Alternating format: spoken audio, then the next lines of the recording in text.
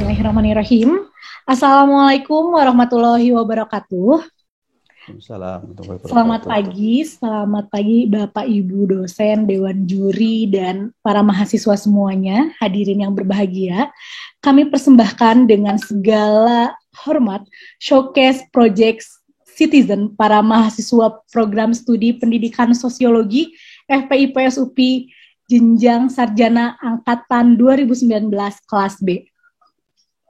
Untuk memulai acara pada pagi hari ini, mari kita buka acara dengan membaca basmalah bersama-sama.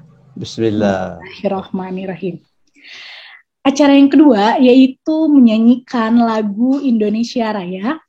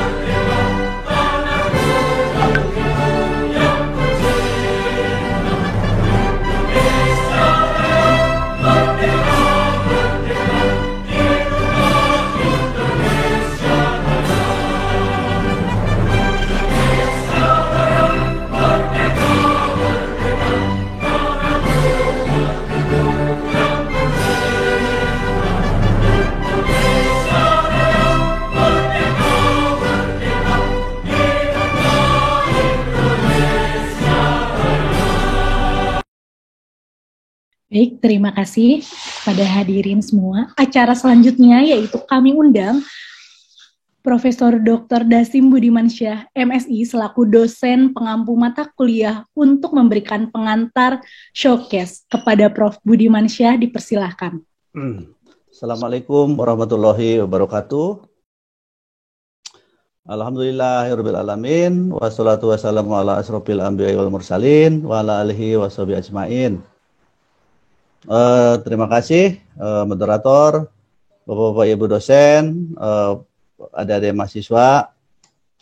Terima kasih atas kehadirannya. Hari ini kita akan melakukan showcase Project Citizen yang diselenggarakan oleh para mahasiswa program studi pendidikan sosiologi ya, yang sedang mempelajari perkuliahan strategi pembelajaran sosiologi. Hadirin yang berbahagia, terutama adik-adik mahasiswa, model pembelajaran ini sangat penting, terutama bagi adik-adik calon guru ya, untuk membekali bagaimana sebetulnya belajar itu lebih kontekstual dengan kebutuhan kita sehari-hari. Seperti adik-adik maklumi bahwa hari-hari ini ya, kita sedang dihadapkan kepada satu era yang disebut era disrupsi. Disrupsi itu sebetulnya semacam perubahan ya, yang diakibatkan oleh ditemukannya teknologi baru. Sehingga alat-alat untuk membantu manusia dan masyarakat bekerja, ya, berkomunikasi, berhubungan sosial itu berubah dengan adanya teknologi baru tersebut. Sebetulnya bagi masyarakat manusia di dunia, itu disrupsi itu sudah tidak dianggap aneh sebetulnya, sebab masyarakat manusia di dunia itu sudah punya pengalaman mengalami berkali-kali disrupsi. Ya. Misalnya masyarakat zaman batu ya berubah menjadi zaman perunggu itu bukan karena batu habis ya, tetapi ditemukan teknologi baru yaitu teknologi perunggu. Segala perkakas yang asalnya dibuat dari batu ya sekarang diganti oleh teknologi yang lebih baru yaitu terbuat dari perunggu. Sehingga pada saat zaman perunggu, kalau ada masyarakat yang masih menggunakan batu sebagai perkakas hidup, itu akan ketinggalan zaman. Kemudian selanjutnya masyarakat manusia pun mengalami era zaman besi namanya. Setelah zaman perunggu. Pada saat masuk zaman besi, bukan karena perunggu habis, ya, tetapi ditemukan teknologi baru ya yang lebih canggih, yaitu semua perkakas hidup manusia itu terbuat dari besi. Jika ada masyarakat manusia atau komunitas yang masih menggunakan perkakas terbuat dari perunggu, itu akan ketinggalan zaman, tidak akan efektif. Dan seterusnya, sekarang kita namakan sebagai era revolusi industri keempat, bahwa eranya sekarang era Internet of Things, ya, era artificial intelligence dan sebagainya. Apa sebetulnya manfaat kita belajar dari sejarah peradaban manusia untuk pendidikan, termasuk untuk pendidikan sosiologi? Ternyata persoalannya itu adalah perubahan antara disrupsi yang satu dengan disrupsi yang lain itu jaraknya itu semakin pendek. Ya. Dari zaman batu ke zaman perunggu itu berjalan sangat lama. Kenapa? Sebab teknologi baru itu sangat lama ditemukan manusia. Dari zaman perunggu ke zaman besi mungkin lebih pendek lagi dibandingkan dengan perubahan yang pertama. Dan sekarang adik-adik mahasiswa dan para dosen, itu yang namanya penemuan teknologi baru itu sangat cepat. Ya. Oleh karena itu, apa-apa yang dipelajari oleh para mahasiswa dan para siswa itu ya akan cepat usang. Ya. Oleh karena itu, sekarang guru dan dosen harus mengajarin caranya mencari pengetahuan, bukan menghafal atau hanya sekedar memahami konten dan strategi pemecahan masalah yang disampaikan para guru atau dosen. Tetapi ya guru dan dosen yang bijaksana sekarang harus memberikan pelajaran, harus mendidikan kepada para siswa bagaimana para siswa itu bisa mengembangkan pengetahuan. Nah, itu kata kuncinya. Nah, oleh karena itu, dalam model proyek ini sebenarnya kalian itu diajarin bagaimana kalian itu nanti bisa mencari pengetahuan sendiri. Ya. Lewat model pembelajaran proyek ini, kalian disuguhkan atau dihadapkan kepada pilihan-pilihan bahwa dalam masyarakat ini adalah banyak sekali persoalan-persoalan yang harus dipecahkan. Nah, oleh karena itu kalian sendiri berdiskusi, bekerja dalam tim, ya, kemudian membaca sumber-sumber, kemudian mendatangi narasumber untuk wawancara, ya, melakukan pengamatan di masyarakat maupun pengamatan lewat sosial media atau di dunia maya, sehingga kalian itu dapat memahami persoalan itu dengan konten-konten yang kontekstual. Nah, semoga saja itu nanti bisa jadi bekal oleh kalian bahwa ternyata semua persoalan itu bisa dipecahkan dengan berbekal pengetahuan yang diperoleh sendiri, bukan diceramahkan oleh dosen. Ingat bahwa pendidikan itu bukan hanya sekedar memahami atau mengetahui sesuatu atau knowing. Dan juga bukan sekedar para mahasiswa atau para siswa itu ya membuat sesuatu atau skills, tetapi hakikat dari pendidikan itu adalah bagaimana para siswa atau mahasiswa itu berbuat atau virtuous, ya. Nah, mudah-mudahan saja setelah kalian melakoni proyek belajar ini, kalian juga mengetahui, memahami sesuatu, kemudian kalian membuat sesuatu, dalam konteks ini membuat portofolio, ya, membuat jaringan-jaringan komunikasi. Tetapi yang paling penting nanti kalian punya virtues, ya, harus berbuat sesuatu. Tentu saja sesuatu itu adalah kebajikan. Tidak kurang-kurang adik-adik mahasiswa, dunia kita sekarang itu dihiasi oleh berbagai fenomena yang pada hakikatnya kurang menguntungkan bagi proses-proses pendidikan. Kalau kalian tidak dibekali bagaimana caranya memilah dan memilih informasi, ya, memilah dan memilih knowledge yang penting, yang baik bagi diri, bagi keluarga, bagi negara bangsa, itu niscaya kalian akan terperosok dan akan terbawa ke jurang kenistaan. Oleh karena itu, lewat proyek belajar ini yang paling penting, kalian sudah memiliki satu cara, ya, bagaimana ilmu pengetahuan itu diperoleh dan dikembangkan, dan juga bagaimana pengetahuan itu di-share, ya, dengan bijak dan baik. Saya kira demikian pengantar kuliah kali ini disampaikan. Selanjutnya, sehubungan dengan Ibu Kaprodi juga sudah masuk, silahkan diatur saja oleh moderator. Mudah-mudahan acara kita kali ini bisa berhasil dengan baik dan nanti bisa satu menghasilkan bukan hanya produk, ya, yang sudah dibuat oleh para mahasiswa, juga mudah-mudahan para mahasiswa itu bisa berbuat satu kebajikan atau virtues yang diharapkan oleh bangsa kita. Sekian saja, selamat bershowcase, mudah-mudahan berhasil. Billahi taufiq wal hidayah. Wassalamualaikum warahmatullahi wabarakatuh. Waalaikumsalam warahmatullahi wabarakatuh. Terima kasih kami haturkan kepada Prof. Budiman Syah yang telah menyampaikan pengantar showcase. Hadirin yang berbahagia, tibalah saatnya acara yang kita tunggu-tunggu, yaitu Showcase Project Citizen. Untuk mengawali kegiatan ini, saya akan memperkenalkan terlebih dahulu Dewan Juri yang akan mengajukan pertanyaan-pertanyaan ke dalam kegiatan showcase pada saat ini. Yang pertama ada Ibu Dr. Wilodati MSI yang sekarang pada saat ini menjabat sebagai Sekretaris Prodi Pendidikan Sosiologi. Selamat pagi, Ibu.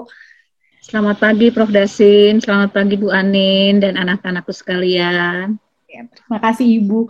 Dan Dewan Juri yang kedua ada Saudara Bapak Fajar Nugraha Asyahida MPD yang sekarang menjabat sebagai dosen di Prodi Pendidikan Sosiologi. Selamat pagi Bapak Fajar. Selamat pagi Prof. Dasim, Ibu Wilodati, Bu Anin. Semoga sukses acaranya hari ini. Amin, terima kasih. Hadirin yang berbahagia, mari kita sambut meriah kepada Dewan Juri yang akan bertugas kepada hari ini. Kita aplaus sama-sama. Oke. Hadirin yang berbahagia, yang akan tampil pada kesempatan kali ini, yang pertama adalah yang menyajikan topik catcalling. Kelompok portofolio pertama, sudah siap? Mari kita undang saja juru bicara kelompok portofolio 1 yaitu Saudara Sofia yang akan bertugas untuk menjelaskan masalah kepada Saudari Sofia. Waktu yang disediakan sekitar 10 menit mulai dari sekarang. Dipersilahkan.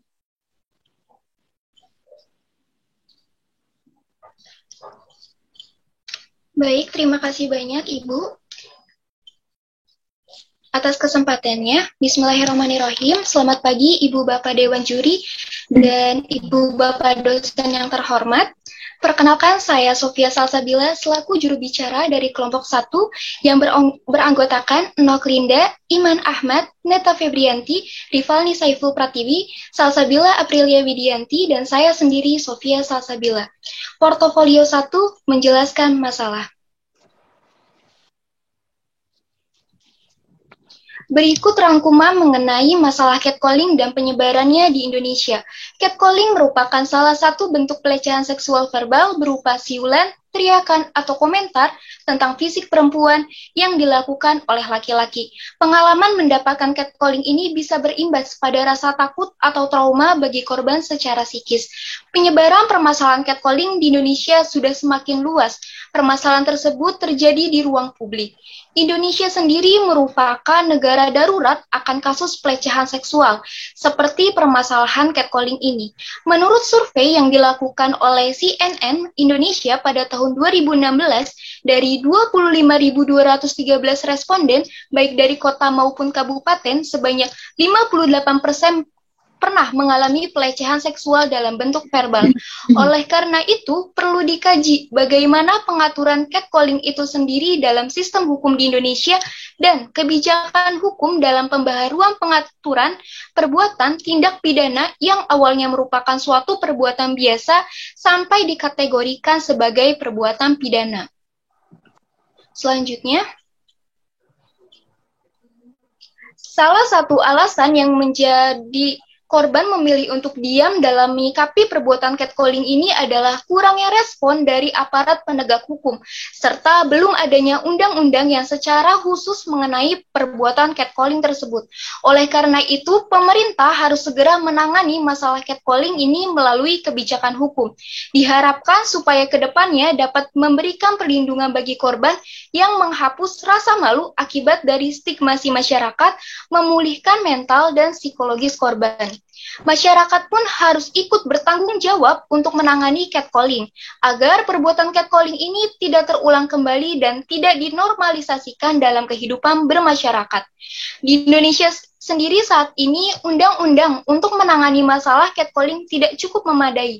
Beberapa pasal yang digunakan adalah pasal 281 ayat 2, pasal 315 KUHP, serta pasal 8, pasal 9, pasal 34, dan pasal 35 Undang-Undang Nomor 44 Tahun 2008 tentang pornografi. Pada dasarnya, penggunaan pasal-pasal di atas tidaklah cukup untuk menjamin mengenai kepastian hukumnya. Selanjutnya, terdapat perbedaan pendapat dalam masyarakat terkait catcalling ini.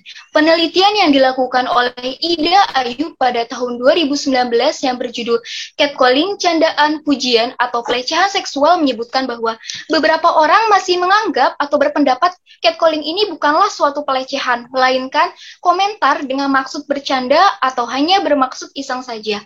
Lalu ada penelitian yang dilakukan oleh Colin O'Leary pada tahun 2016 dengan judul Catcalling is a double-edged sword made Western women, their experience and the implication of men's catcalling behaviors, menunjukkan bahwa perempuan-perempuan tersebut tidak pernah menganggap bahwa catcalling ini sebagai suatu pujian. Sebaliknya, para pria malah menganggap bahwa komentar yang mereka lontarkan ini merupakan suatu pujian yang mereka berikan. Terdapat kalangan yang memperhatikan masalah catcalling. Kalangan tersebut ialah suatu komunitas, yakni Pajajaran Research Center on Gender and Human Rights Studies, atau disingkat PJHRS, yang merupakan suatu organisasi independen yang didirikan pada tanggal 22 Juni 2016 oleh mahasiswa lintas jurusan, lintas fakultas di Universitas Pajajaran, yang bergerak pada bidang kajian dan isu gender serta hak asasi manusia. Organisasi ini berdiri untuk memberikan suatu pemahaman akan studi gender dan hak asasi manusia melalui berbagai platform seperti diskusi, pemutaran film, Zen online, vlog, dan lainnya, dan tentunya memperhatikan permasalahan catcalling itu sendiri. Langkah yang mereka ambil seperti seorang individu yang memiliki kepekaan tinggi dan intelektual yang mumpuni dalam melihat permasalahan catcalling, akan meneliti dan mengamati fenomena dan permasalahan catcalling ini, lalu dibuatkan sebuah mini riset atau artikel untuk dicarikan solusi penanganannya. Lalu mini riset atau artikel ini akan disebarluaskan ke khalayak publik. Sedangkan langkah yang diambil oleh komunitas ini adalah dengan cara membuat pamflet untuk menyuarakan bahwa permasalahan catcalling ini haruslah segera ditangani dengan serius. Dan komunitas ini memiliki website serta media-media sosial dalam mempublikasikan pamfletnya yang termasuk juga permasalahan catcalling ini. Selanjutnya, tetapi dalam pengambilan langkah tersebut terdapat keuntungan serta kerugian. Keuntungan yang didapatkan ialah 1. Menambahkan soft skill dari individu maupun kelompok yang mengikuti suatu komunitas tersebut. 2. Menambah relasi dan berjumpa dengan orang-orang hebat, lalu bersinergi dan menjalin komunikasi serta kerjasama untuk melawan permasalahan catcalling di Indonesia. Adapun kerugiannya, yakni masalah waktu dan tenaga, sebab selama mengambil langkah tersebut akan menghabiskan waktu yang cukup panjang.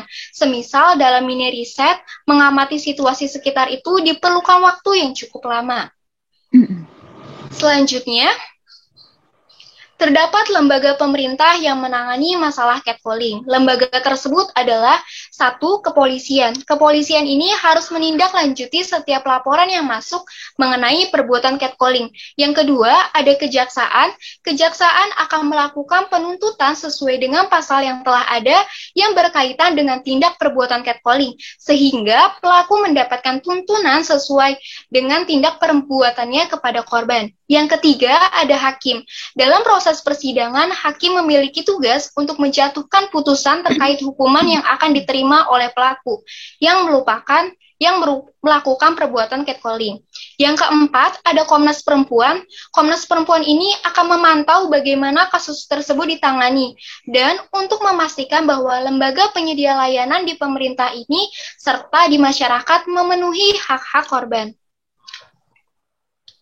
Selanjutnya, di sini ada presentasi grafis masalah mengenai catcalling. Yang pertama ada grafis saat siulan malah meresahkan. Yang kedua ada presentasi pria dan wanita yang setuju atau sangat setuju dengan keunggulan gender, sumbernya tirto.id. Yang ketiga ada survei bentuk pelecehan seksual yang paling sering dialami korban, 60% verbal, 24% fisik, dan 15% visual. Sumbernya dari survei lawan pelecehan. Yang keempat, ada survei organisasi perempuan tentang pakaian yang dikenakan oleh korban pelecehan seksual. Sebanyak 18% menggunakan rok dan celana panjang, sebanyak 16% menggunakan baju lengan panjang, sebanyak 17% menggunakan hijab, sebanyak 14% menggunakan seragam sekolah, dan sebanyak 14% menggunakan baju longgar. Dan yang terakhir, ada infografis tentang perilaku catcalling. Cukup sekian presentasi dari kelompok portofolio 1. Selanjutnya saya kembalikan kepada moderator. Baik, terima kasih kelompok 1. Hadirin, demikianlah presentasi juru bicara dari kelompok portofolio 1. Selanjutnya saya persilakan kepada Dewan Juri untuk menyampaikan pertanyaan kepada kelompok portofolio 1. Iya. Terima kasih Ibu Anin. Perkenankan Prof. Dasim, saya akan menanyakan sebuah hal yang berkaitan dengan paparan dari kelompok portofolio 1 tentang catcalling, gitu ya. Walaupun istilah catcalling ini belum terlalu tersosialisasikan kepada semua pihak, tetapi apabila kita coba amati artinya, gitu ya, catcalling itu sepertinya tidak ada orang yang tidak pernah tahu tentang catcalling ini, gitu ya. Oke, menarik sekali tentang catcalling, gitu ya. Tadi kelompok 1 mencoba memaparkan bahwa catcalling itu adalah salah satu bentuk pelecehan seksual verbal, gitu ya. Saya penekanannya di sini adalah pelecehan seksual verbal yang dilakukan oleh pria terhadap wanita, gitu ya. Kemudian di slide-slide berikutnya juga ada yang menyatakan dari pihak kaum prianya dalam hal ini bahwa mereka itu seolah tidak menganggap apa-apa yang mereka lontarkan itu sebagai sebuah catcalling, gitu ya. Jadi istilahnya mah ingin lepas tangan, gitu ya. Jadi tidak menganggap hal itu sebagai sebuah pelecehan seksual. Pertanyaan pertama yang ingin saya ajukan kepada kelompok ini adalah, menurut Anda, bagaimana batasan sebuah lontaran yang diucapkan oleh seorang pria gitu ya, sehingga bisa dikategorikan sebagai catcalling, supaya jelas gitu ya, supaya manakala batasan lontaran yang seperti apa yang bisa dikategorisasikan sebagai catcalling itu sudah jelas, sehingga tidak ada satu pria pun yang sempat melontarkan ujaran yang termasuk catcalling bisa lepas tangan. Silahkan dijawab kelompok 1. Baik, terima kasih Bu Wilodati atas pertanyaannya. Silakan kepada kelompok portofolio 1 untuk memaparkan jawaban. Silakan. Bagaimana kelompok 1? Cukup jelas pertanyaannya kan? Baik Bu, cukup jelas. Izin menjawab Bu. Iya. Iya, tapi barangkali nanti ditambahkan oleh teman-teman saya yang lain. Jadi kalau jika dari kami gitu ya Bu, batasan apa sih yang membuat suatu pujian itu atau candaan itu dianggap catcalling? Menurut kelompok kami, suatu pujian atau candaan memang itu sesuatu yang terkadang tidak bermaksud untuk jadi kepelecehan seksual, namun terkadang ketika apa yang sudah diutarakan oleh pelaku ini menyinggung perasaan dari korban atau korban merasa tidak nyaman, itu baru kami kategorikan sebagai catcalling. Namun jika pada dasarnya misalnya ada seorang pria yang berbicara sesuatu kepada seorang wanita yang merupakan pujian atau candaan, dan wanita tersebut pun menerima hal tersebut sebagai candaan ataupun pujian, jadi tidak satu pihak bahwa pria itu memuji atau memberikan candaan tapi wanitanya tidak menerima, itu bisa kami kategorikan sebagai candaan ataupun pujian. Namun misalnya perempuan itu merasa tidak nyaman dan merasa bahwa itu termaksud ke dalam pelecehan, maka itu kami kategorikan sebagai catcalling. Seperti itu, Bu.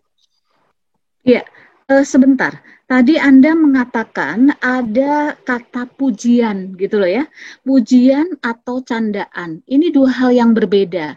Kalau menurut saya, kalau seandainya itu dihubungkan dengan catcalling yang diartikan sebagai sebuah apa ya tadi ya, bentuk pelecehan seksual secara verbal, saya pikir kalau yang namanya pujian itu sampai kapanpun tidak bisa dikategorikan sebagai sebuah gitu ya, pelecehan seksual gitu ya, kecuali kalau memujinya itu tersamar, muji dalam tanda kutip. Nah itu dia gitu ya.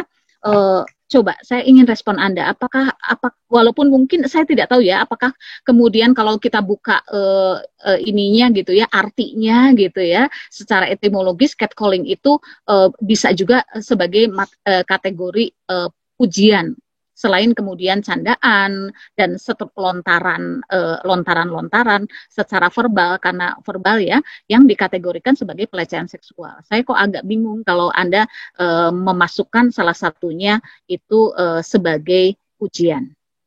Silakan, bagaimana komentarnya? Baik Ibu, izin memberi tanggapan bahwa maksud pujian kami misalnya di jalan Bu, ketika kami sedang berjalan, terkadang ada seorang yang memuji, "Hei cantik mau kemana? Cantik, hari ini kamu cantik banget ya." Misalnya, itu kan terkadang orang tersebut menganggap bahwa itu pujian ataupun bisa mereka anggap candaan seperti itu Bu. Namun terkadang korban ini merasa bahwa itu bukanlah suatu pujian. Namun hal tersebut membuat si korban risih dan merasa, wah itu adalah sebuah catcalling. Seperti itu Bu. Saya pikir kok ini sudah agak agak keluar dari kategori definisi dari catcalling itu yang Anda tuliskan sendiri. Salah satu bentuk pelecehan seksual verbal itu kata-kata berupa siulan, teriakan, atau komentar tentang fisik perempuan gitu ya. Saya pikir kalau misalnya oke lah, kalau misalnya ayo cantik, misalnya hey, cantik sekali ya bodinya. Nah, kalau cantik sih masih umum ya gitu ya. Mungkin ada orang yang risih disebut cantik gitu. Khawatirnya mungkin merembet ke sana sini gitu ya. Tapi saya pikir kalau cantiknya itu masih dikategorikan pujian, itu menurut saya tidak termasuk kategori pelecehan seksual, catcalling gitu, kecuali kalau begini, aduh bodinya kok semok ya, nah itu dia gitu ya. Ini kan betul-betul sudah fisik gitu ya, bicara tentang fisik, artinya ya itu dia gitu kan, itu boleh nanti kita membayangkannya kalau misalnya saya yang disebut begitu, wah bodinya seperti ini, seperti gitar ya dan lain sebagainya, itu saya berhak tersinggung karena dalam pikiran saya, wah ini kotor nih, ngeres nih, ini pikirannya mengarah ke bisa saja ke hal-hal kotor, pelecehan seksual dan lain sebagainya, membayangkan yang tidak-tidak. Saya pikir seperti itu, gitu ya. Jadi bisa tidak ya kalau seandainya jangan menggunakan kata pujian sebagai kata kunci dari salah satu hal yang nanti bisa dikategorisasikan sebagai catcalling gitu ya. Kan di sini juga pelecehan seksual verbal, siulan, teriakan. Jadi kalaupun teriakannya ya bukan teriakan yang bernada pujian tentu saja gitu ya, tapi teriakan yang ya seperti itu tadi, aduh bodinya gimana. Nah itu kan betul-betul bersangkut paut dengan fisik seseorang gitu ya, dan seterusnya yang mengarah ke pelecehan seksual. Saya pikir kalau Harold cantik itu masih sangat wajar gitu, dan kalau tadi Anda menyebutkan bahwa salah satu kategorinya itu adalah ketidaknyamanan. Rasanya kecil sekali kemungkinan ada seorang wanita yang disebut cantik kemudian menjadi tidak nyaman. Kecuali kalau dia udah mikirnya, kecuali ekspresi cantik dari yang dilontarkan itu ya, waktunya ya. Iya, mohon maaf Ibu, waktunya sudah habis. Itu saja ya, terima kasih. Iya, mungkin ada closing terakhir, statement penutup dari kelompok 1. Apakah ada teman-teman dari kelompok portofolio 1? Apakah sudah cukup? Sepertinya cukup Bu, dan terima kasih banyak kepada Bu Willow atas tanggapannya. Insya Allah kami pun akan merevisi hal tersebut dan memperbaiki agar kedepannya kami bisa menambah ilmu kami. Terima kasih kepada Bu Willow atas masukan. Ya, sama-sama. Baik. Kepada kelompok portofolio 1, terima kasih atas pemaparannya dan tanya jawabnya. Baik hadirin semuanya, mari kita undang juru bicara kelompok portofolio 2. Kita akan berpindah sekarang ke kelompok portofolio 2 yang juru bicaranya adalah Saudara Ilma, yang akan bertugas untuk mengkaji kebijakan-kebijakan alternatif untuk menangani masalah catcalling ini. Kepada Saudara Ilma, sudah siap? Waktu yang disediakan sekitar 10 menit, dimulai dari sekarang. Ya. Bismillahirrahmanirrahim. Terima kasih Bu Anin selaku moderator atas kesempatannya. Sebelumnya, izinkan saya, Bapak, Ibu dosen, dan teman-teman semua untuk memperkenalkan diri. Saya Ilma Kesumaningsih, selaku juru bicara dari kelompok portofolio 2 yang beranggotakan saya sendiri. Kemudian ada Dila Rifa, ada Jamiatul Makrufi, ada Dayanti Aulia Nasri, Derianti Sasmita, dan Satria Adi Nugraha. Nah, adapun tugas dari kelompok portofolio 2 yaitu mengkaji kebijakan alternatif untuk menangani masalah. Punten bisa di next? Ya. Jadi, catcalling termasuk pada bentuk pelecehan seksual verbal, seperti yang telah dijelaskan oleh kelompok portofolio 1. Tetapi, sampai saat ini, hal tersebut masih dianggap sebagai suatu hal yang biasa. Melihat fenomena tersebut, maka perlu sebuah pengkajian mengenai beberapa kebijakan alternatif catcalling yang sedang atau telah ada sebelumnya, agar pada akhirnya dapat menemukan sebuah kebijakan alternatif baru yang diharapkan dapat benar-benar menangani masalah catcalling pada masyarakat secara efektif. Nah, berikut beberapa kebijakan alternatif mengenai masalah sosial catcalling disertai dengan kelebihan dan kekurangannya yang kelompok portofolio 2 telah simpulkan, baik secara diskusi ataupun oleh anggotanya. Nah, kebijakan yang pertama adalah kebijakan alternatif melalui hukum yang telah dibuat pemerintah. Pada dasarnya, kebijakan hukum mengenai catcalling sudah diatur dalam undang-undang. Hanya saja, kebijakan hukum pada tindakan ini belum diatur secara jelas atau khusus, melainkan masih dicantumkan pada undang-undang tentang pornografi dan pelecehan seksual secara umum saja.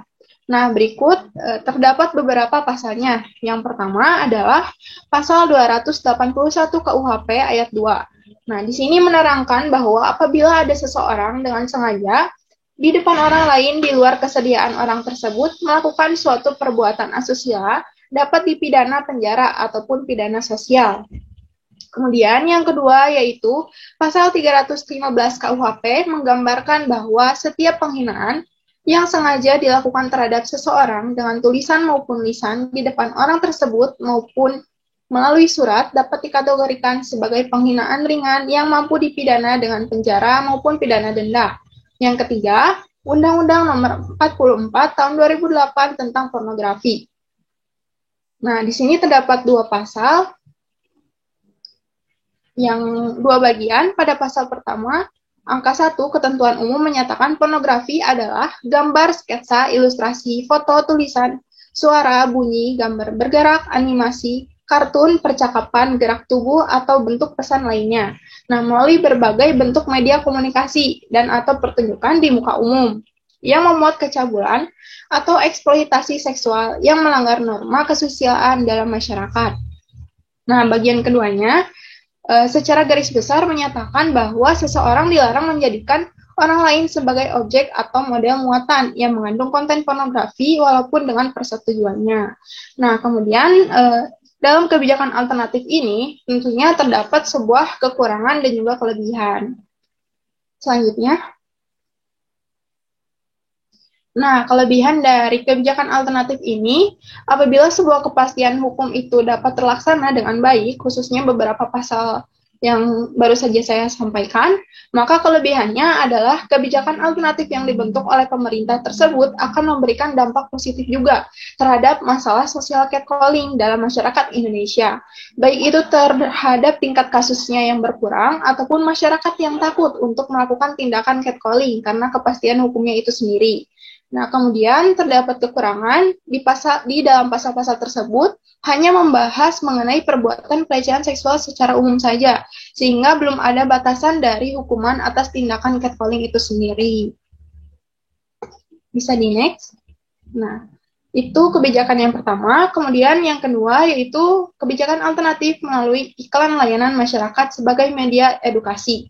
Fenomena catcalling kurang mendapatkan perhatian karena minimnya edukasi yang menyebabkan ketidaktahuan mengenai pemahaman tentang catcalling.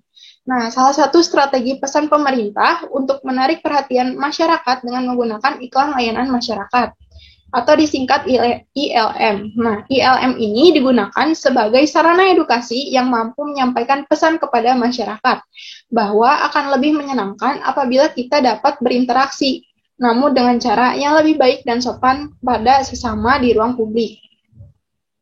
Kemudian, sama seperti kebijakan sebelumnya, terdapat juga kelebihan dan kekurangan.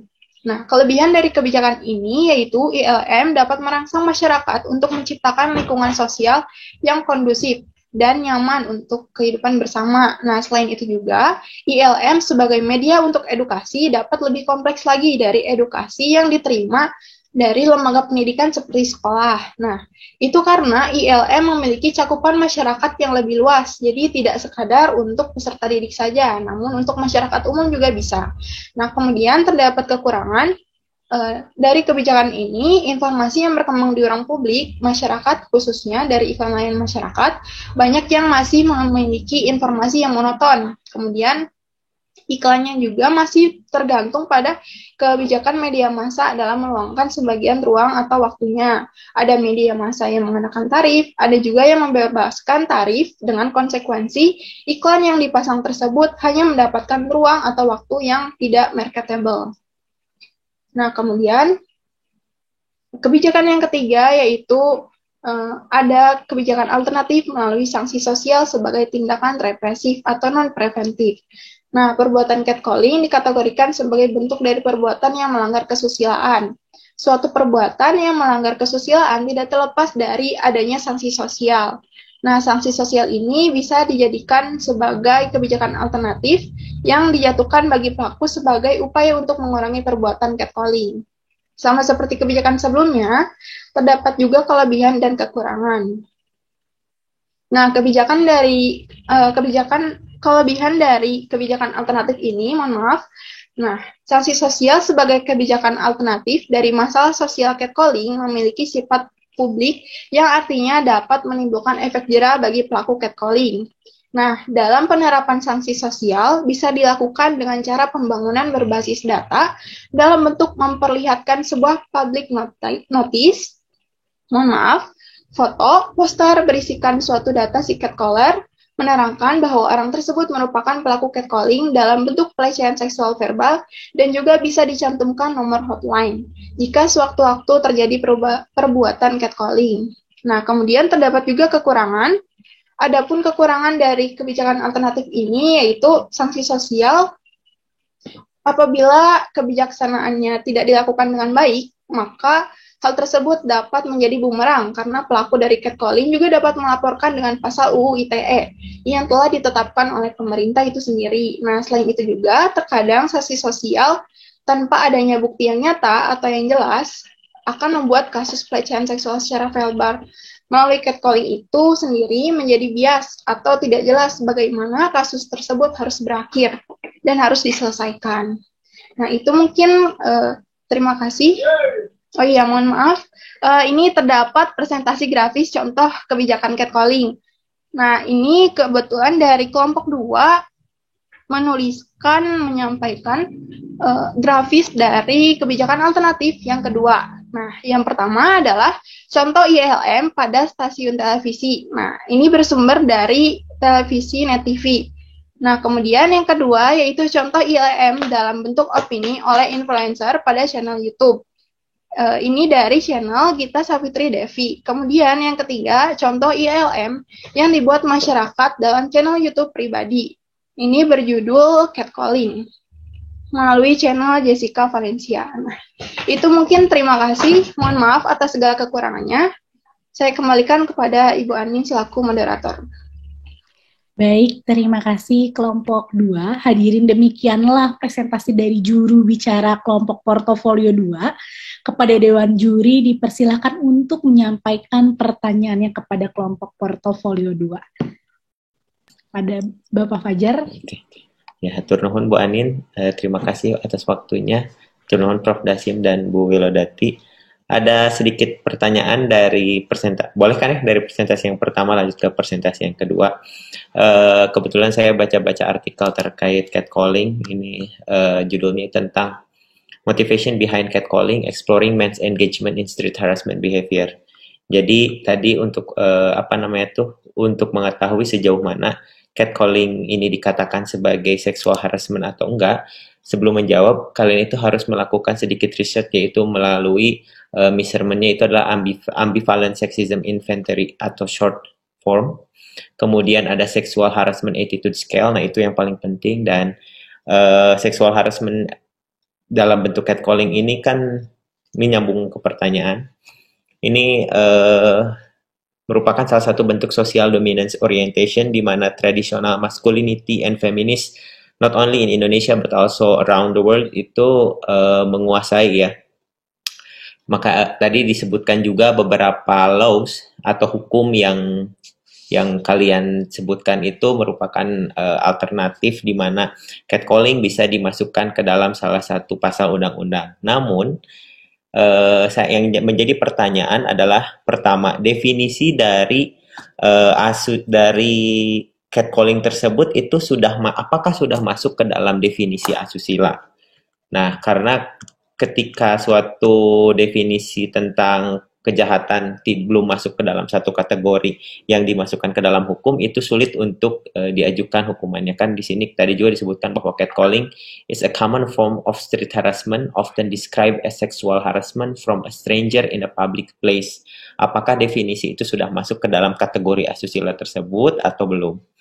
Nah, kemudian tadi juga disebutkan bahwa ada bisa juga dimasukkan ke dalam undang-undang pornografi dan porno aksi gitu kan. Tapi apakah definisi catcalling ini sudah masuk ke dalam bentuk pornografi dan porno aksi tersebut atau belum? Karena balik lagi nanti akan susah tentang jeratan hukumnya. Kemudian tadi bentuk sanksi sosial.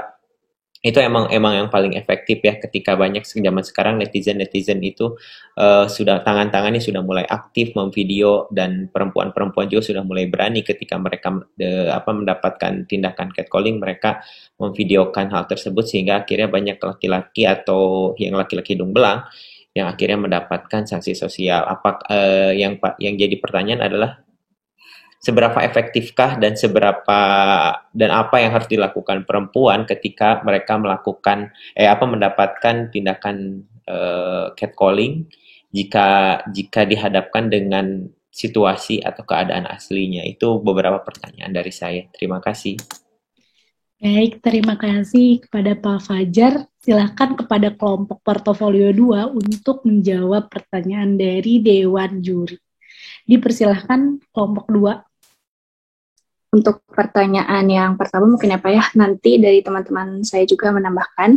Nah, dari beberapa informasi yang kami dapatkan dari media-media seperti pekajian di kampus khususnya, salah satunya dari Reswara UPI ya Pak, itu mereka telah mengkaji bahwa kekerasan seksual dalam bentuk catcalling ini tuh sudah termasuk pada pekajian yang serius dan bisa dibilang sudah umum gitu, karena kekerasan seksual itu sudah semakin berkembang dan beragam bentuknya.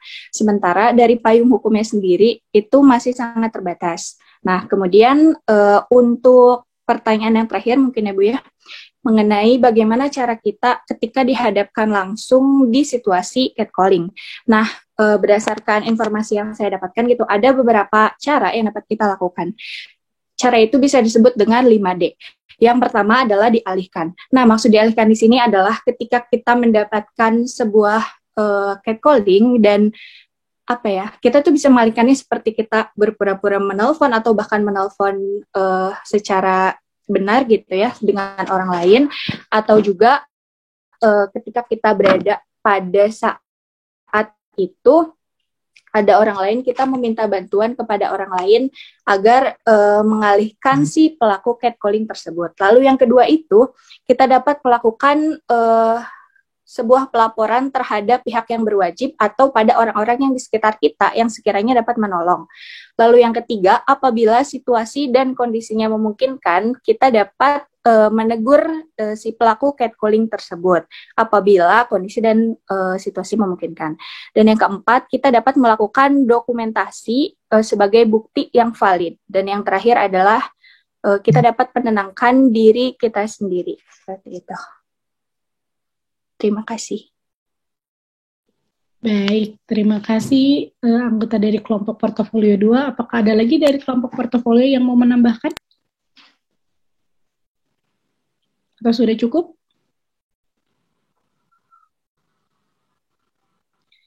Bagaimana Pak Fajar? Mungkin ada tambahan sedikit ya Bu Anin. Ini bukan pertanyaan tapi lebih ke untuk penyadaran kita bersama ya. Ketika perempuan mendapatkan catcalling, itu biasanya laki-laki itu tidak sendiri, biasanya tidak berani sendiri. Mereka akan secara psikologis mereka ketika banyakan baru dia akan melakukan catcalling. Nah, ini kan dihadapkannya biasanya wanita tuh satu lawan banyak gitulah. Apakah tindakan tadi yang 5D itu tuh akan lebih efektif, apakah akan efektif atau tidak, kan ini tentunya perlu riset yang lebih mendalam ya. Oleh sebab itu ini sangat menarik sebenarnya Bu Anin untuk kita kaji bersama dan untuk bisa menjadi salah satu bahan kajian untuk kebijakan baru terkait bagaimana si catcalling ini bisa ujungnya akan bisa menjadi sebuah seksual harassment yang sebenarnya akan menyentuh fisik dan psikis juga. Mungkin kita kedepannya akan dilanjutkan ke dalam bentuk riset ya Bu Anin dan yang lainnya. Oke, terima kasih. Baik, terima kasih. Terima kasih kepada Dewan Juri atas pertanyaannya untuk portofolio 2. Dan terima kasih juga kepada portofolio teman-teman kelompok portofolio 2 yang telah memaparkan hasil kerjanya. Hadirin yang berbahagia, sekarang kita akan beranjak pada kelompok portofolio 3. Mari kita undang juru bicara kelompok portofolio 3 yaitu Saudara Fauzan yang akan bertugas untuk mengusulkan kebijakan publik kelas. Kepada Saudara Fauzan, waktu yang disediakan sekitar 10 menit, dimulai dari sekarang. Dipersilahkan Fauzan. Baik Ibu, terima kasih atas kesempatannya. Bismillahirrahmanirrahim. Assalamualaikum warahmatullahi wabarakatuh. Ibu dan Bapak yang terhormat dan juga teman-teman yang saya banggakan, perkenalkan, nama saya Fauzan Ansori selaku juru bicara dari kelompok portofolio 3 yang beranggotakan Sophia, Gina, Adinda, Farida, dan Aulia, yang bertugas untuk memaparkan mengenai portofolio 3 mengenai mengusulkan kebijakan alternatif untuk menangani masalah. Boleh di next? Nah, baik. Kita ketahui dan kita sadari dengan betul bahwa catcalling ini merupakan sebuah tindakan kekerasan seksual verbal terhadap perempuan, di mana menimbulkan beberapa dampak yang cukup serius bagi para korban. Nah, bagi negara Indonesia, mengenai kasus catcalling ini masih sangat rendah untuk disadari masyarakat, bahkan masih disepelekan dan diremehkan, baik datang dari pelaku, masyarakat, hingga penegak hukum yang ada di negara ini. Nah, maka dari itu kelas kami mengembangkan sebuah kebijakan yang dapat diajukan menjadi sebuah solusi dan rekomendasi untuk memecahkan permasalahan ini, yang dipilih dan dikembangkan dari hasil kebijakan kelompok 2, yaitu mengenai kebijakan iklan layanan masyarakat, yang kami namakan dengan ILM, Media Penyuaraan Suara Perempuan dan Edukasi Masyarakat. Boleh di next? Nah, ini ada sedikit deskripsi kebijakan bahwa ILM atau biasa kita kenal dengan istilah iklan layanan masyarakat merupakan salah satu sarana atau media dalam memperlihatkan, mengenalkan dan memberikan penjelasan mengenai suatu isu, permasalahan, hingga kebijakan dari suatu lembaga, organisasi, maupun pemerintah.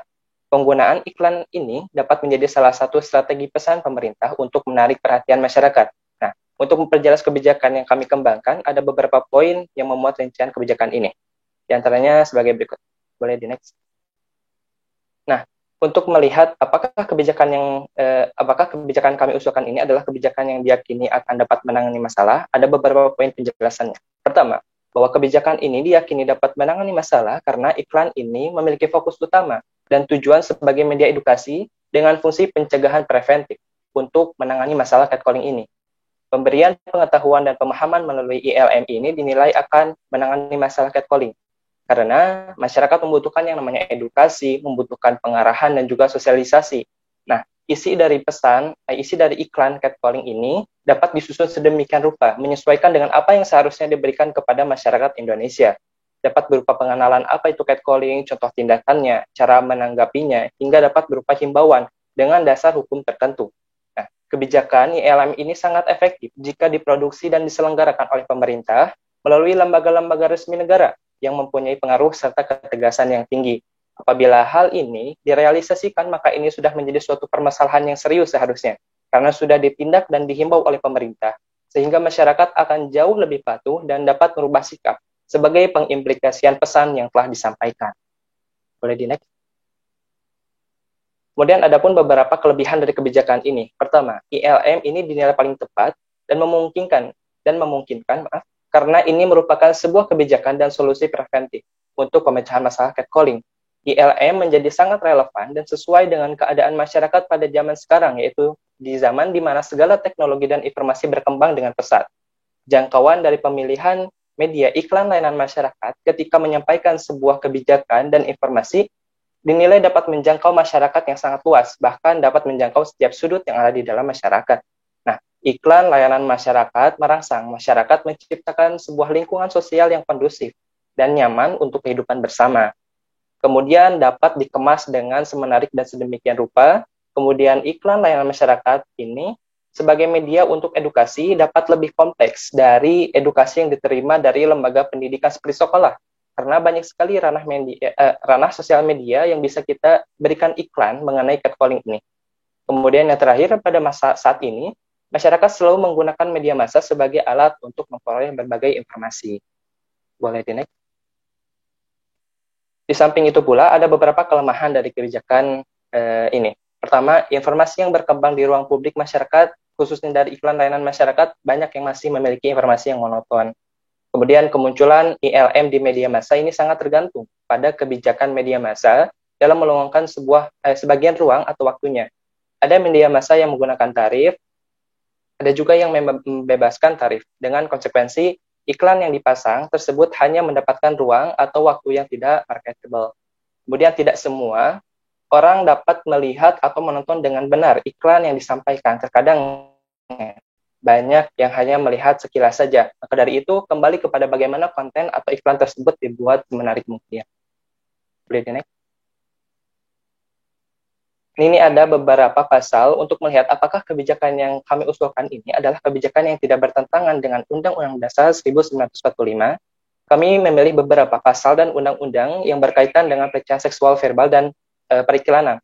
Pertama, mengenai pasal percabulan, yaitu pasal 289 sampai 296 KUHP dan 310 sampai 315 KUHP tentang perbuatan yang tidak menyenangkan. Kemudian ada Undang-Undang Nomor 32 Tahun 2002 tentang penyiaran bab 1 pasal 1 ayat 5 dan ayat 7.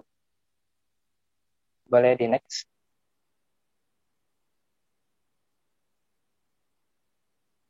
Nah, ini ada beberapa format landasan konstitusional untuk melihat apakah kebijakan yang kami usulkan atau rekomendasikan itu tidak bertentangan dengan landasan konstitusional.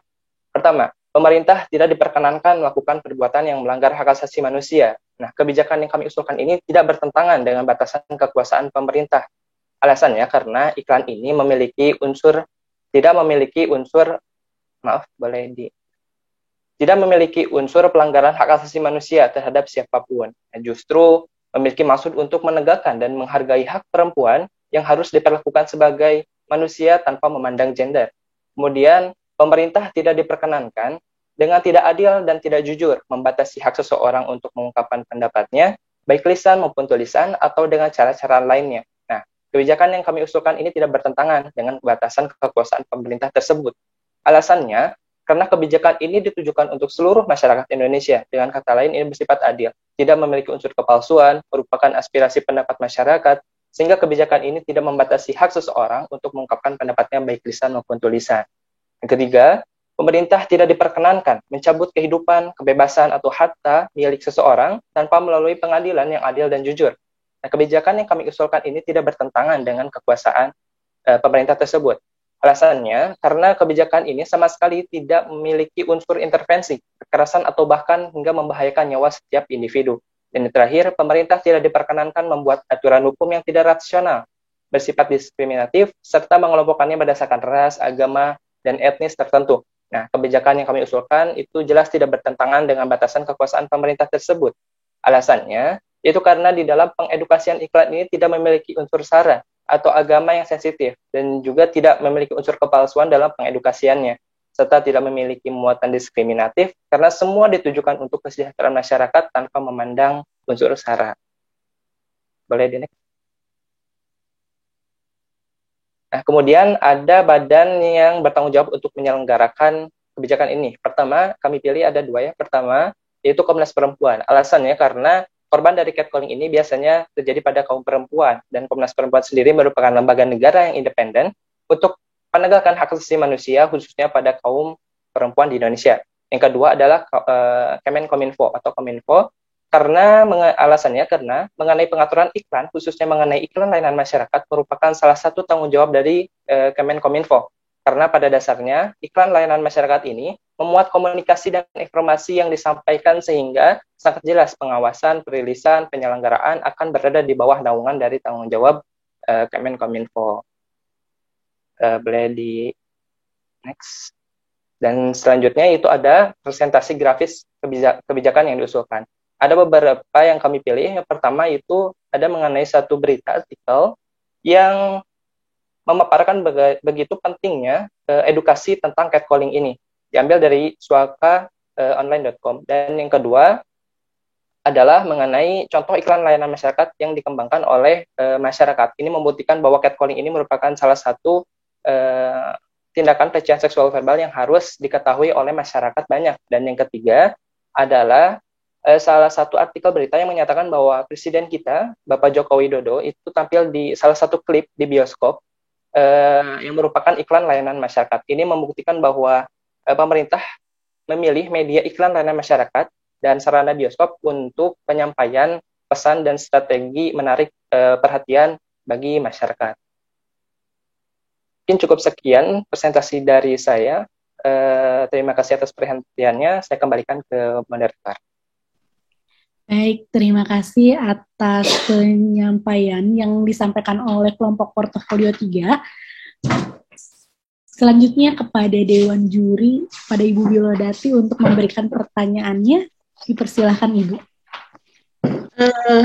Mungkin tidak berupa pertanyaan ya, Teh Anin. Saya hanya ingin menambahkan saja karena saya pikir yang diungkapkan sudah cukup bagus begitu ya. Ini adalah usulan kebijakan alternatif begitu ya. Kelompok catcalling mengusulkan kebijakan alternatifnya itu adalah dengan ILM gitu ya, iklan layanan masyarakat. Setuju, saya juga seperti itu. Hanya kemudian dalam paparannya gitu ya, tadi kalau bicara tentang ILM itu ada sejumlah kendala yang dikemukakan oleh kelompok satu. Misalnya, waduh, kalau iklan layanan masyarakat, misalnya ada pihak yang membuatnya, pasti nanti berbenturannya itu misalnya saja dengan biaya, karena hubungannya dengan mass media gitu ya, berbayar dan lain sebagainya, itu dijadikan sebagai salah satu kendala. Terfikir tidak sih gitu ya, oleh Anda sebagai generasi muda, katakanlah mahasiswa, kita atau Anda sekalian menyusun sebuah iklan layanan masyarakat dengan sebagus mungkin. Saya pikir dengan daya kreativitas yang ada pada diri Anda sebagai generasi muda, itu bisa membuat iklan ILM yang hebat gitu ya, yang hebat dan kemudian nanti sampai pada sasaran yang dituju. Tapi jangan muluk-muluk dulu kalau seandainya kemudian keberatannya atau kendalanya salah satunya adalah dalam hal pembiayaan gitu ya. Kenapa tidak gitu? Anda coba peruntukan si ILM itu ruang lingkupnya di lingkungan sekitar Anda saja terlebih dulu, di kampus misalnya seperti itu. Kemudian nanti di organisasi-organisasi yang Anda masuki gitu ya. Saya pikir itu akan lebih efektif. Kenapa akan lebih efektif? Ini baru tahap awalnya loh ya, ini saran saya saja. Kenapa lebih efektif? Manakala Anda sebarkan di lingkungan kampus, walaupun Anda tidak mengenal semua mahasiswa di kampus itu, tapi minimal Anda dengan orang lain di kampus itu kan satu sivitas akademika. Artinya, ada keterkaitan hubungan emosional secara tidak langsung, maka manakala yang disuarakan itu memang betul-betul hal yang bermanfaat, orang lain pasti akan menyambutnya secara maksimal gitu ya, dengan sebaik mungkin. Nah, baru kalau kemudian dirasa sudah cukup efektif, ILM itu kemudian tersosialisasikan, nah Anda kan bisa cari celah-celah juga, celah-celah untuk bekerja sama dengan Komnas Perempuan, Kominfo, dan lain sebagainya, sehingga kemudian iklan layanan masyarakat itu bisa disebarluaskan dengan ruang lingkup yang lebih luas. Itu saja mungkin bukan pendapat ya, istilahnya tambahan dari saya. Silahkan kalau mau ditanggapi ya mangga, kalau tidak ya tidak apa-apa. Bisa beralih ke Pak Fajar, barangkali memiliki pertanyaan yang sedikit berbeda. Terima kasih Bu Anin. Terima kasih Ibu. Baik, kepada kelompok portofolio 3, barangkali akan menanggapi pernyataan dari Dewan Juri kita, Bu Wilodati. Mangga kepada kelompok portofolio 3, dipersilahkan. Boleh Ibu, izin? Boleh.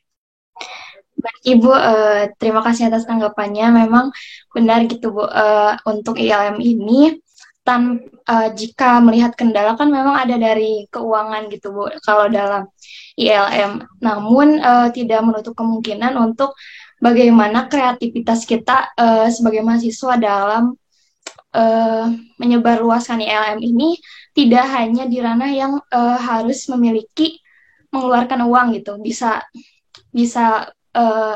menggunakan teman-teman kita, relasi-relasi dalam berorganisasi, ataupun hal-hal yang bisa kita eksplor yang menggunakan hal itu pun bisa mencakup banyak masyarakat dalam melihat iklan layanan masyarakat tersebut gitu Bu. Terima kasih Bu sekali lagi.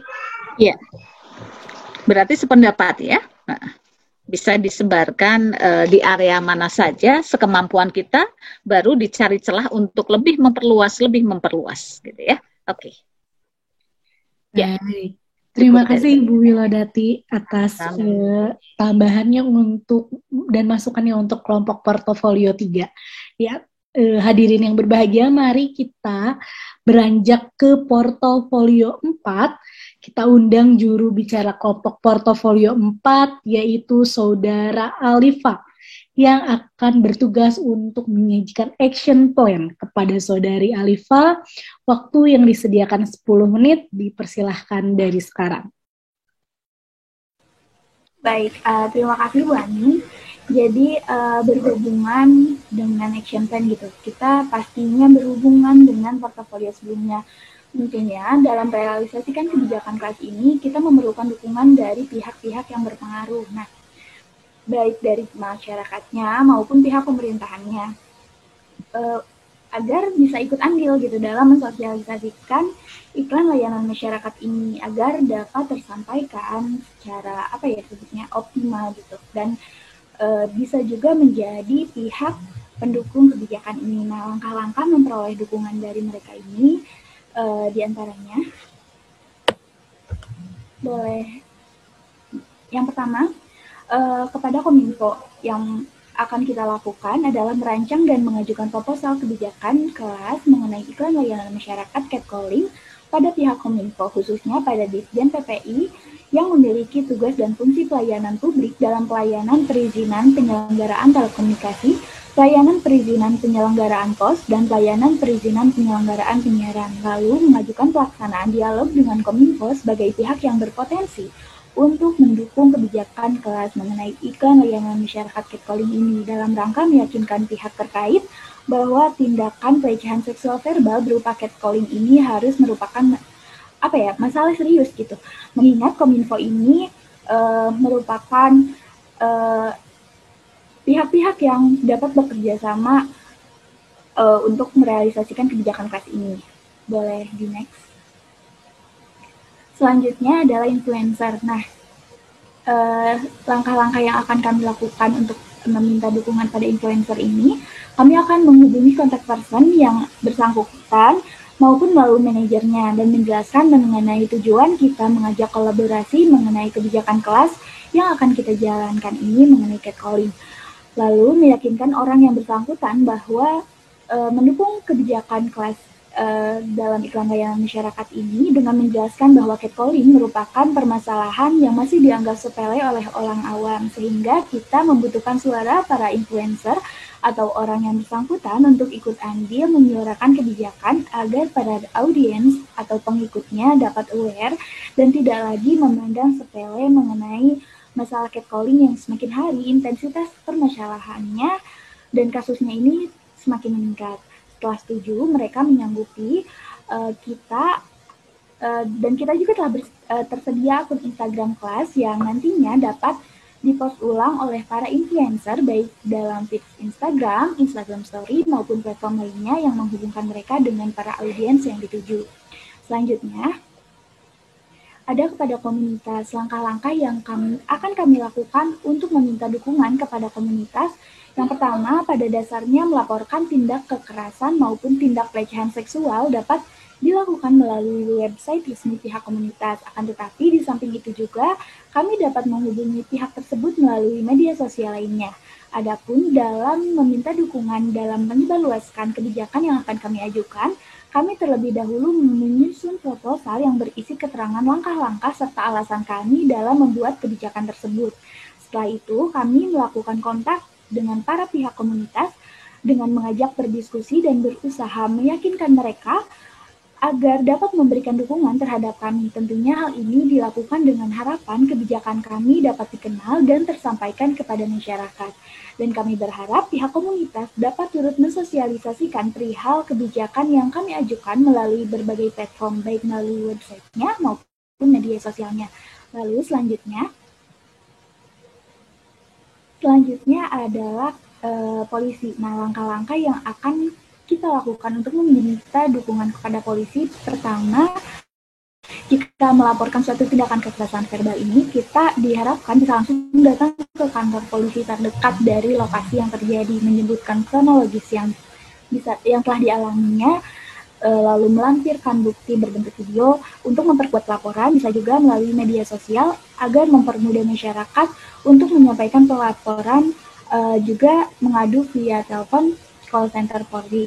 Nah, mengadakan pertemuan dengan para polisi untuk membicarakan lebih lanjut mengenai sanksi tegas yang akan diberikan terhadap pelaku.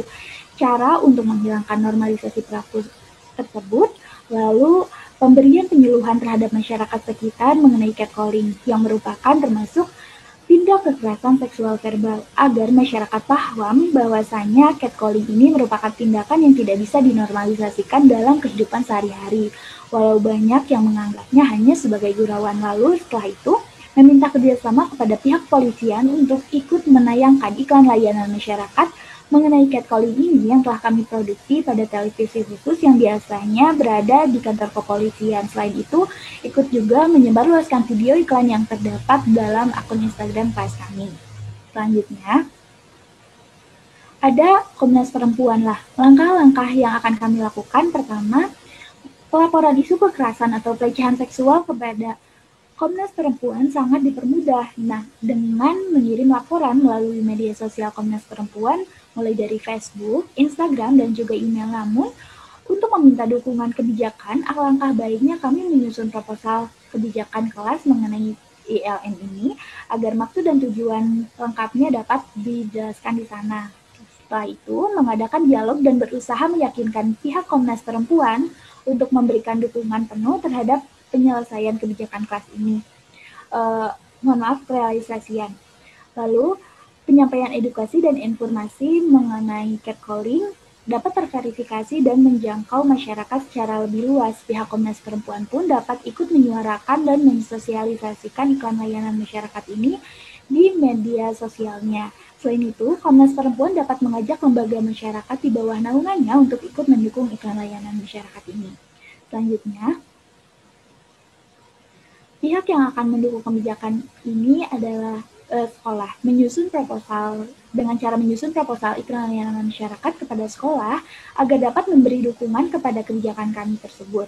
Di dalam proposal akan diberi keterangan mengenai pengajuan kerjasama agar pihak sekolah dapat mensosialisasikan iklan layanan masyarakat catcalling ini yang telah kami produksi kepada peserta didik. Penayangan video iklan ini dapat diputar di televisi sekolah ataupun dijadikan sebagai contoh untuk bahan ajar pendidik ketika mempelajari tentang isu-isu sosial. Selanjutnya, mengadakan dialog untuk meyakinkan lembaga tersebut bahwa pentingnya untuk memperhatikan hal seperti catcalling ataupun pelecehan seksual lainnya, menunjukkan beberapa isu tentang catcalling dan menjelaskan seberapa berpengaruhnya hal tersebut dengan mental para korban sehingga bisa menyebabkan trauma hingga depresi. Oleh sebab itu, pihak sekolah sangat disarankan untuk ikut menayangkan iklan ini sebagai upaya preventif ataupun represif pada peserta didik dalam menghadapi kasus catcalling. Selanjutnya, pihak yang mungkin akan menentang kebijakan ini kemungkinan besar merupakan orang yang masih memiliki pendapat bahwa melakukan catcalling ini bukan suatu pelecehan, melainkan komentar dengan maksud bercandaan atau hanya sekadar iseng. Nah, karena penting untuk melakukan sosialisasi kepada masyarakat bahwa catcalling merupakan suatu hal yang sangat serius dan tidak bisa diabaikan begitu saja, serta memberikan pemahaman yang lebih mendalam kepada masyarakat melalui iklan layanan masyarakat dengan maksud menggugah kesadaran masyarakat bahwa adanya sebuah pelecehan seksual verbal ini terjadi karena adanya pelaku pelecehan, bukan karena pakaian maupun penampilan lainnya. Pemberian pemahaman mengenai hal-hal apa saja yang harus dilakukan atau tindak apa saja yang harus dilakukan ketika kita menjadi salah satu korban dari catcalling tersebut. Selanjutnya, nah, ini tahap realisasi kebijakan. Yang pertama, kita memproduksi iklan layanan masyarakat ini yang berisi mengenai gambaran nyata terjadinya catcalling di masyarakat, lalu membuat akun Instagram dan YouTube sebagai media awal pengunggahan iklan. Selanjutnya, menyusun proposal pengajuan, lalu melakukan dialog atau sosialisasi kepada pihak terkait yang akan memberikan dukungan terhadap kebijakan, dan yang terakhir, mengirimkan iklan video kepada pihak pendukung agar bisa disebarluaskan. Selanjutnya, Nah, ini ada media sosial yang sudah kami gunakan. Yang pertama ada akun Instagram yang memiliki username stop__catcalling. Lalu ada akun YouTube yang bernama Iklan Layanan Masyarakat Catcalling.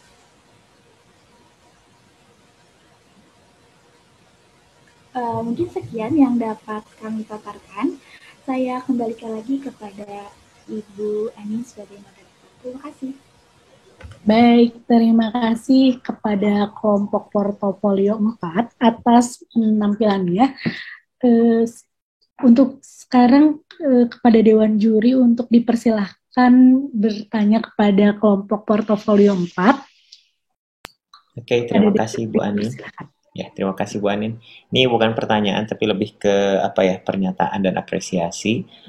Keren sekali itunya itu solusinya itu melalui intervensi iklan layanan masyarakat dan juga media sosial dan lain-lain. Tapi tadi kan sempat disinggung oleh Prof. Dasim tentang Internet of Things ya, Prof. Di sini saya memberi masukan gimana kalau misalkan si solusi tersebut direalisasikan dalam bentuk teknologi atau aplikasi yang siap guna, di mana ketika ada perempuan atau baik laki-laki maupun perempuan gitu yang merasa mereka dilecehkan secara verbal bisa langsung mengklik satu aplikasi dan itu langsung terintervensi atau terkoneksi ke masyarakat setempat dan juga kepolisian untuk selanjutnya mendapatkan tindakan secara real time gitu kan. Apalagi zaman sekarang tuh kan CCTV di mana-mana ya Bu Anin ya. Itu jadi bisa menjadi bahan intervensi juga bagi pemerintah untuk selanjutnya dibuat kebijakan khusus tentang penanganan seksual harassment berupa catcalling dan lain sebagainya. Mungkin seperti itu. Ini sudah bagus sekali ya itunya solusinya. Ini bisa ILM itu bisa intervensi ke kebijakan ke depan sebenarnya. Seperti itu. Terima kasih. Baik, terima kasih kepada Pak Fajar. Barangkali dari kelompok Portofolio 4 akan menanggapi pernyataan dari Dewan Juri. Silahkan. Baik, izin menanggapi. Apakah suara saya terdengar? Terdengar. Baik, tentunya kami menyambut dengan sangat baik saran yang telah diberikan oleh Dewan Juri terkait dengan pengadaan aplikasi, dan tentunya ini menjadi salah satu saran atau menjadi salah satu jawaban yang bisa menjawab permasalahan catcalling yang biasa terjadi di masyarakat kita. Karena seringkali terjadi bentuk pelecehan seksual, akan tetapi dari korban sendiri bingung harus lapor kemana, bingung juga dengan bukti yang harus disertakan dalam kasus tersebut begitu. Sehingga memang dirasa perlu gitu dengan adanya aplikasi tersebut untuk membantu masyarakat dalam menangani masalah tersebut. Akan tetapi tentunya hal tersebut perlu dipertimbangkan kembali dengan berbagai pertimbangan lainnya, dan tentunya hal tersebut akan kami bahas lebih lanjut. Mungkin itu tanggapan dari kelompok kami. Terima kasih atas masukannya. Oke, tambahan sedikit ya Bu Anin, mungkin takutnya ada ambiguity dari logo tadi sosial medianya. Tadi gambar kucing terus gambar gini kan, gitu kan. Itu bukan, jadi ambigunya itu bukan kayak stop catcalling, tapi lebih kayak stop kucing gitu loh. Jadi karena orang awam kan nggak tahu bahwa kalau catcalling itu seperti apa gitu kan ya. Nah, kayak gitu. Mungkin bisa dirubah gitu sedikit logonya.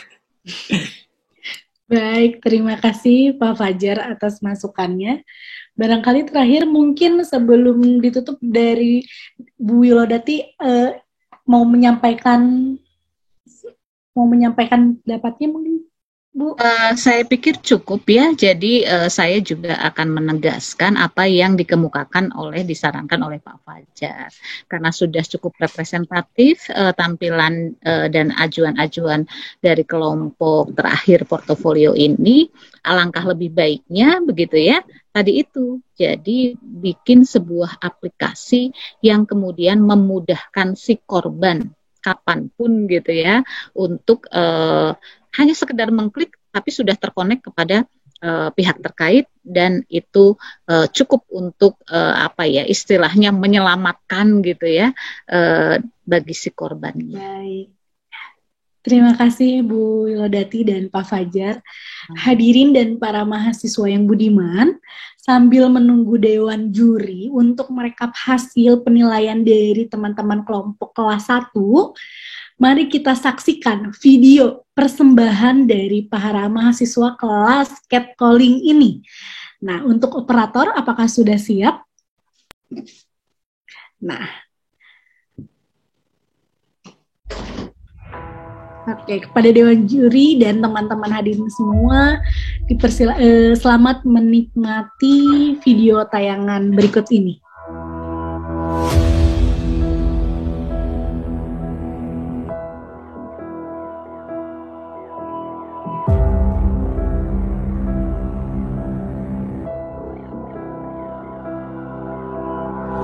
Assalamualaikum Bu. Bu, sebentar lagi Derianti mau berangkat ke kantor nih. Alhamdulillah, Derianti udah dapat kosan yang gak terlalu jauh dari kantor. Tempatnya lumayan ramai juga kok Bu, dan gak terlalu sepi kayak kosan yang sebelumnya. Derianti juga merasa lebih aman, nyaman juga. Lagian gak ada waktu lagi buat nyari-nyari kosan. Ibu sama Bapak gimana kabarnya? Sehat?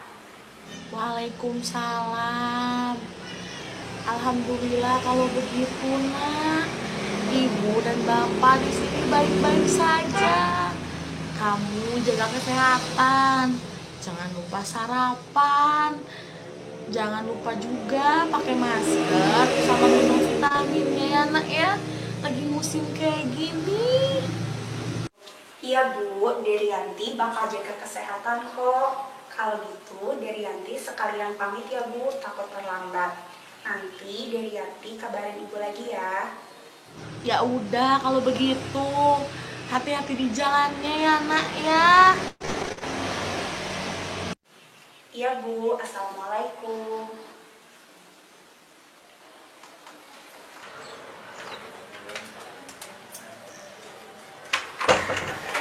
Mbak, apa kabar? Baru kelihatan nih 2 hari kebelakang kok jarang banget kelihatan sih. Nggak apa-apa kan ya? Soalnya biasanya lampu kamarnya jam 7 udah nyala juga. Iya nih Mbak, kebetulan 2 hari kebelakang aku lembur di kantor, jadi pulangnya berkurang. Oh iya sih, emang ya pegawai pindahan emang suka banyak banget kerjaannya. Bener banget Mbak, waktu aku jadi pegawai baru, aku juga suka disuruh lembur tuh sama atasan. Emang betulnya Mbak, kerjanya di mana sih? Terus apa sih namanya itu perginya ke sana? Suka naik apa? Iya Mbak, gimana lagi ya? Namanya juga cari uang. Aku deket sih di sini, itu di belakang Pacar Serapina. Kebetulan aku juga biasanya naik ojek online, ini lagi nunggu. Oh, di situ ya, kalau di situ sih searah sih. Cuman ya gimana sih, naik motor juga kan ya?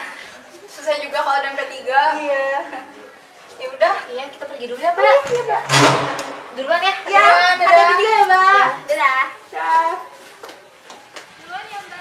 Iya Mbak. Hati-hati ya. Kok di kantor terus sih? Mana udah aja ya? Bagus. Ini kok jalan aja deh, nggak apa-apa. Bukan dari saya. Mana balik ya?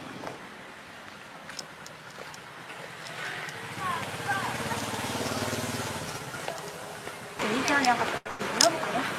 Iya di sini. Mas, itu angkot yang ke arah Pacar Serapina bukan? Oh bukan teh, kalau yang Serapina mah di sebelah kiri. Oh di sana. Makasih ya Mas.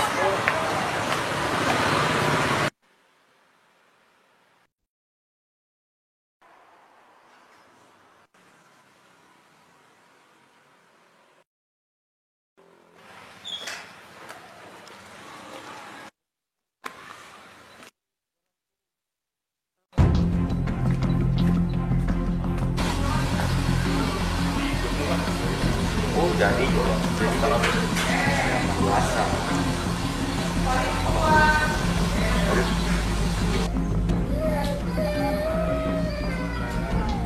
Cantik, buru-buru amat. Sini abang anterin.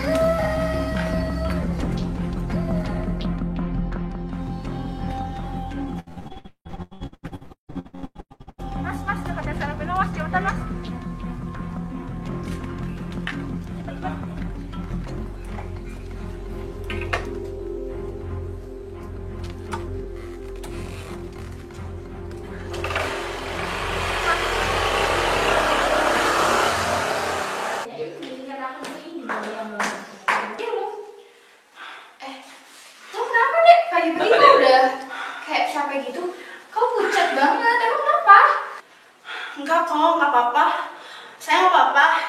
tadi itu. Cantik, buru-buru amat. Sini, abang anterin. Oh gitu, Dar. Wah, itu sih namanya catcalling. Lo tau gak sih catcalling itu pelecehan seksual verbal. Emang di sana gak ada orang lain gitu? Gak ada yang nolongin lo? Bahkan orang-orang di sana malah diam aja, seolah nggak terjadi apa-apa. Loh kok gitu sih? Bener-bener gak sih sekarang tuh orang-orang tuh gak punya rasa empati banget? Mungkin karena kamu kali Dir, bajunya agak terbuka gitu. Kalau kata aku sih udah cukup sopan. Cuman mungkin ada beberapa orang yang beda pandangan gitu. Jadi mungkin besok baju kamu bisa lebih tertutup lagi, pakai jilbab misalnya. Oh gitu ya. Oke deh, aku besok coba ganti penampilan. Ya udah deh Der, daripada kamu kejadian kayak gitu lagi, nanti sore kita anterin kamu buat pulang supaya kamu gak perlu ke terminal lagi, ya kan? Lo jadi ngerepotin, gak apa-apa, gak usah mas, Mbak. Gak apa-apa lah, santai aja sama kita. Iya, lagian juga tadi saya lihat di sosmed tuh kalau nggak salah ojek online tuh lagi pada demo gitu, nggak tahu sih. Iya, dan ditambah nanti sore juga kita ada meeting di sana. Ya ampun mas, Mbak, makasih banyak ya. Santuy aja lagi ya sama kita. Beruntung banget punya teman-teman baik.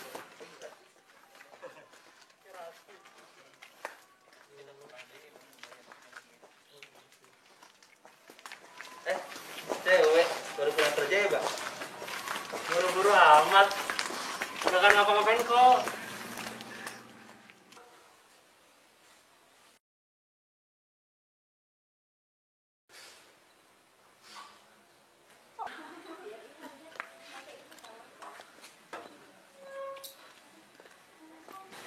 Cek, itu cewek yang kemarin kan? Iya, Cok. Itu udah di kerudung. Iya, jadi pingin ngucap akad nih. Ayo. Maaf. Hei, cewek. Hei, mana nih pagi-pagi? Hei, mana nama siapa sih?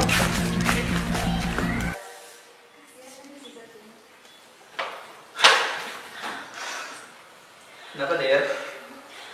Jadi tadi tuh ada yang catcallingin aku lagi. Ini tuh lebih parah dari yang sebelumnya.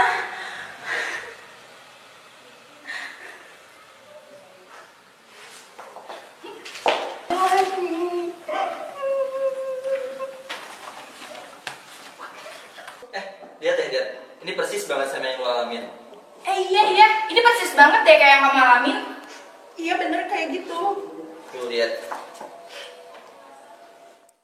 Perempuan mana di dunia ini yang tidak senang ketika dirinya dipuji? Tentu saja akan merasa senang termasuk aku. Kata-kata seakan menyihirku untuk tersanjung akan sebuah pujian. Namun, bagaimana jika pujian itu teramat berlebihan? Seorang perempuan telah berusaha dengan baik, menjaga dengan tidak memperlihatkan kuk tubuh, namun tetap saja mendapat perlakuan tidak menyenangkan.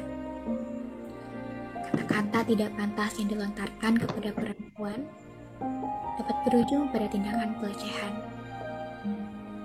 Hal ini dikenal dengan catcalling atau sebuah panggilan maupun komentar yang mengarah pada tindakan seksual. Berhentilah memperlakukan perempuan dengan cara yang tidak sopan. Terlepas dari maksud yang disampaikan, mengarah atau tidaknya kepada tindakan pelecehan. Hargailah seseorang dengan tidak memujinya secara berlebihan. Karena sungguh, hal tersebut sangat menyakitkan. Wah,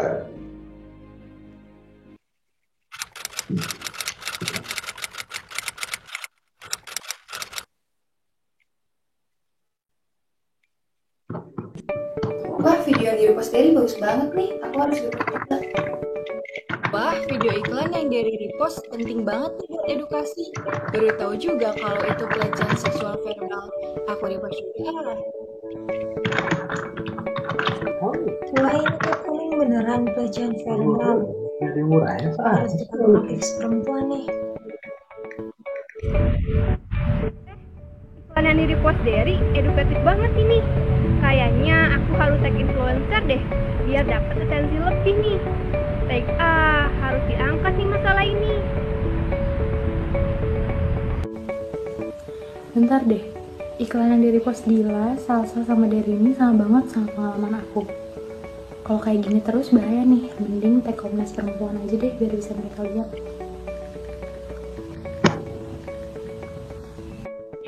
Tapi nggak terus Aduh, di media sosial banyak laporan masuk soal catcalling. Kayaknya ini harus jadi pembicaraan dan kajian serius untuk ditindaklanjuti.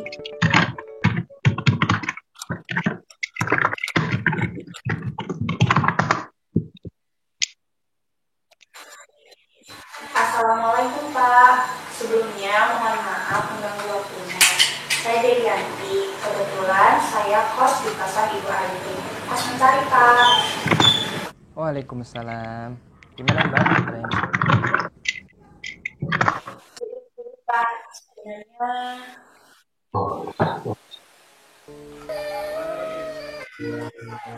Cantik, buru-buru amat. Sini abang anterin.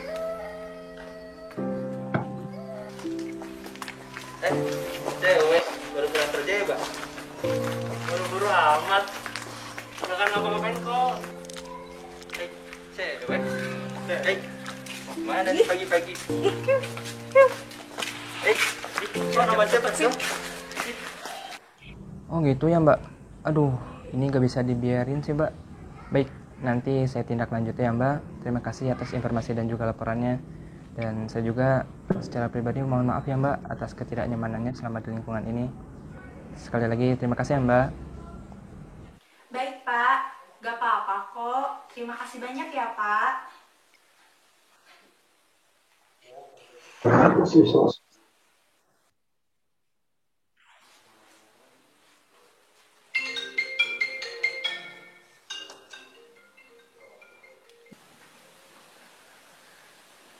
Halo, Assalamualaikum Mbak. Iya Mbak, maaf ya mengganggu waktunya pagi-pagi. Saya cuma mau mengabarkan kalau orang-orang yang kemarin Mbak sebut sekarang alhamdulillah sudah ditindaklanjuti oleh kepolisian. Rekaman sebagai barang bukti yang Mbak kirimkan ke saya, alhamdulillah itu mempermudah kepolisian dalam menindaklanjuti mereka. Sebelumnya saya mohon maaf ya Mbak atas ketidaknyamanan di lingkungan ini dan juga saya berterima kasih atas keberanian Mbak dalam melaporkan dan juga menginformasikan kepada saya. Sekarang alhamdulillah tempat yang sering Mbak lalui insya Allah sudah aman. Terima kasih Mbak sekali lagi. Alhamdulillah, terima kasih banyak ya Pak. Saya merasa aman dan merasa tenang. Saya yakin teman-teman yang ada di lingkungan ini pun pasti merasakan hal yang demikian.